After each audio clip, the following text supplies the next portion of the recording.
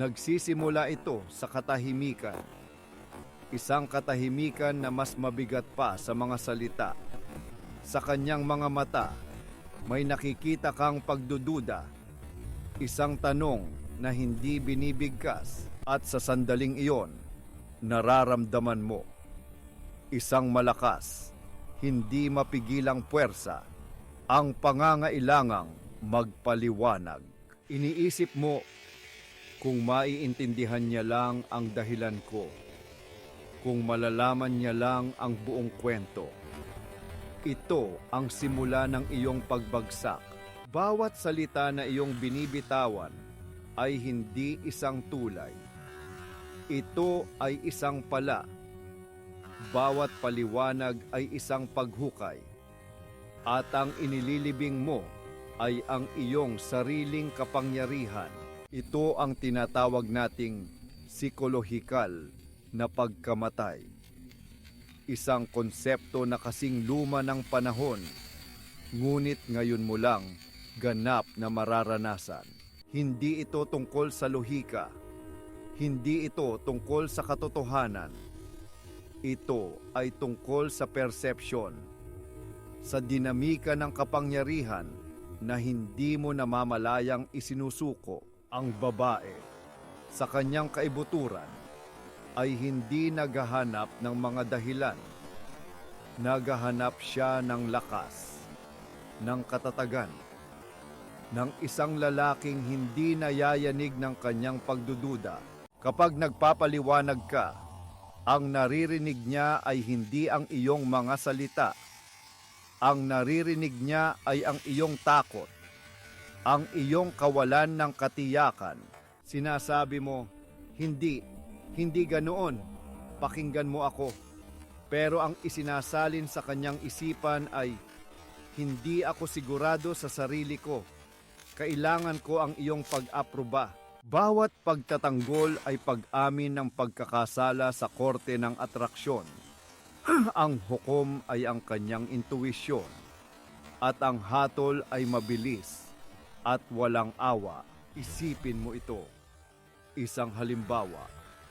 Dumating kang huli. Hindi mo sinasadya. May traffic.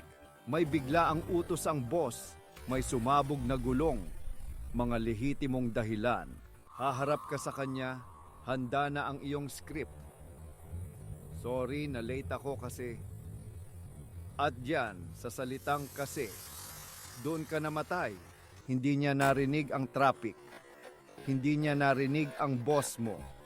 Ang narinig niya ay, hindi kita ginawang prioridad. Hindi ko kontrolado ang buhay ko.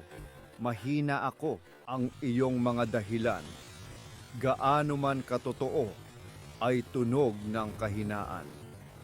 Ang mundo ay nagpakita ng kapangyarihan sa iyo at ikaw ay nagpatalo. At sa halip na salubungin ka ng pag-unawa, sasalubungin ka ng pagsubok. Isang pagsubok ng iyong katatagan, nakakabagsak mo lang. Ito ay isang primal na sayaw. Ang lalaki ay inaasahang maging bato, ang sandalan sa gitna ng unos. Ang babae ay ang tubig, sumusubok sa bawat siwang, sa bawat bitak. Ang iyong pagpapaliwanag ay ang pag-amin na mayroon kang mga bitak. At ang tubig ay laging nakakahanap ng paraan upang pumasok. Kapag pumasok na ang tubig, sinisira nito ang pundasyon mula sa loob. Tahimik, hindi mo nakikita, hanggang sa huli na ang lahat. Narito ang katotohanan. Hindi ka namamatay dahil nagsinungaling ka.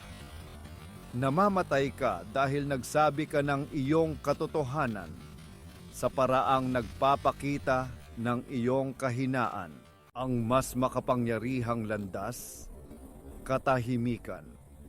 Pag-aariin ang sitwasyon, hindi sa salita, kundi sa gawa. Dumating kang huli, huwag kang magpaliwanag. Tumingin ka sa kanyang mga mata, may matatag na tingin, at sabihin, patawad, na late ako. Tapos, walang kasi, walang dahilan. Ang iyong presensya at katatagan ang iyong paliwanag. Ipinapakita mo na kahit may nangyaring hindi inaasahan, ikaw pa rin ang may kontrol. Ito ang pagbabalik mula sa psikolohikal na pagkamatay, ang muling pagkabuhay. Nangyayari ito kapag natutunan mong ang iyong mga aksyon ay mas malakas magsalita kaysa sa iyong mga takot. Huwag mong ipaliwanag ang anino. Maging ilaw ka na nagtataboy dito. Huwag mong ipagtanggol ang iyong posisyon. Manatili kang nakatayo dito.